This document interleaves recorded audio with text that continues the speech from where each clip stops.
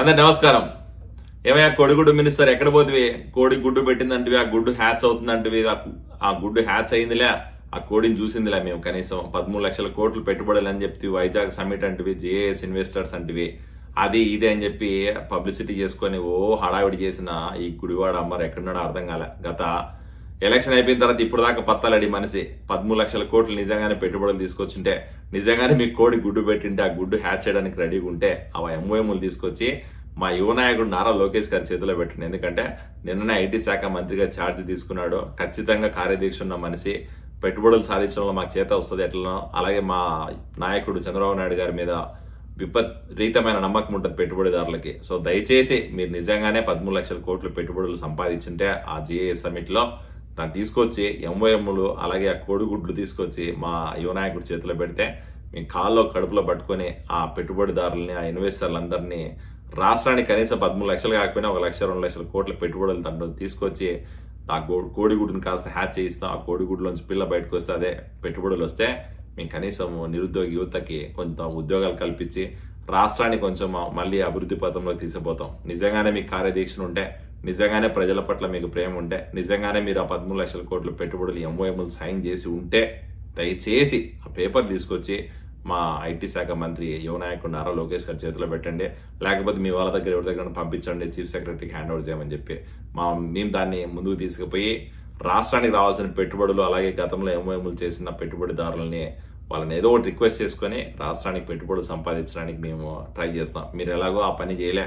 లాస్ట్కు ఈరోజు ఏ ప్రెస్ వాళ్ళు పిలిచినా, ఏ మీడియా ఛానల్ పిలిచినా దగ్గర రాని పరిస్థితుల్లో మీ వైఎస్ఆర్సీపీ నాయకులు ఉన్నాడు. ఇంకా మీ నాయకుడు అయితే తాడేపల్లి ప్యాలెస్ ఖాళీ చేసి పులిందల ఖాళీ చేసి బెంగళూరు పోయి. సో ఇప్పుడు బెంగళూరులో ఉంటాడో, నువ్వే ఆ వైజాగ్లో ఉన్నావో, లేకపోతే మీరు ఇద్దరు రాష్ట్రం ఖాళీ చేసి వేరే దేశానికి పోతున్నా అర్థం కాలే. కానీ మీరు ఎట్టుపోయినా కనీసం ఆ ఎంఓఎంలు, ఆ కోడిగుడ్డు తాలూకు పేపర్లో తీసుకొచ్చి మా నాయకుడికో లేకపోతే మా సీఎంఓ ఆఫీస్లో ఇస్తే మేము దాన్ని ఏదో ఒకటి చేసుకొని పెట్టుబడులు మళ్ళీ రాష్ట్రానికి రప్పించడానికి ట్రై చేస్తాం.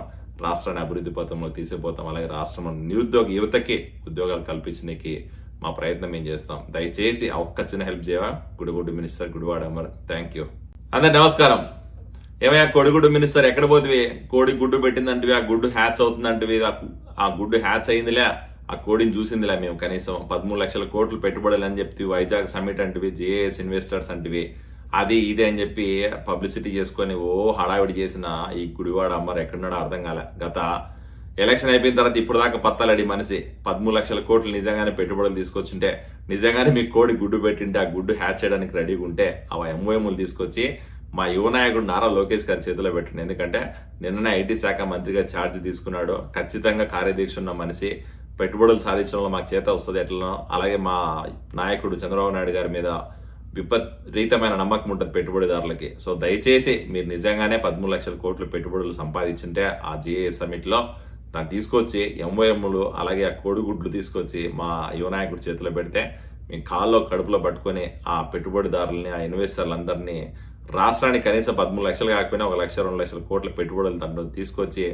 ఆ కోడిగుడ్డుని కాస్త హ్యాచ్ చేయిస్తాం. ఆ కోడిగుడ్లోంచి పిల్ల బయటకు వస్తే అదే పెట్టుబడులు వస్తే మేము కనీసం నిరుద్యోగ యువతకి కొంత ఉద్యోగాలు కల్పించి రాష్ట్రాన్ని కొంచెం మళ్ళీ అభివృద్ధి పథంలో తీసుకుపోతాం. నిజంగానే మీకు కార్యదీక్షను ఉంటే, నిజంగానే ప్రజల పట్ల మీకు ప్రేమ ఉంటే, నిజంగానే మీరు ఆ 13 లక్షల కోట్ల పెట్టుబడులు ఎంఓఎంలు సైన్ చేసి ఉంటే దయచేసి ఆ పేపర్ తీసుకొచ్చి మా ఐటీ శాఖ మంత్రి యువ నాయకుడు నారా లోకేష్ గారి చేతిలో పెట్టండి.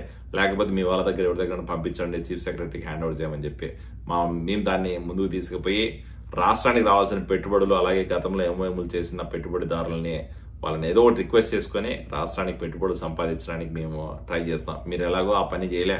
లాస్ట్కు ఈరోజు ఏ ప్రెస్ వాళ్ళు పిలిచినా, ఏ మీడియా ఛానల్ పిలిచినా దగ్గర రాని పరిస్థితుల్లో మీ వైఎస్ఆర్సీపీ నాయకులు ఉన్నాడు. ఇంకా మీ నాయకుడు అయితే తాడేపల్లి ప్యాలెస్ ఖాళీ చేసి పులిందల ఖాళీ చేసి బెంగళూరు పోయి.